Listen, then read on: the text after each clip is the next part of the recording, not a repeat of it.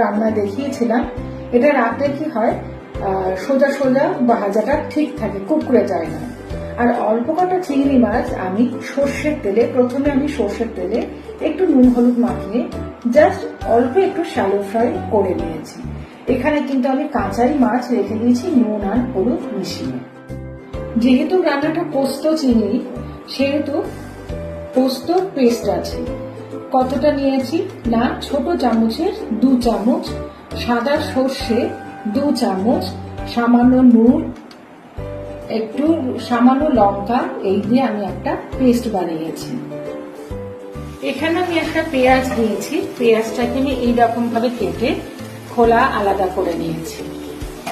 আর এখানে সর্ষের তেল দিয়েছি বড় চামচে 4 পলা, মানে 4 চামচ আর কি। আর এইগুলো কিন্তু আগে যে চিংড়ি মাছ ভেজেছি তারই কিছু রেসিপিও রয়ে গেছে।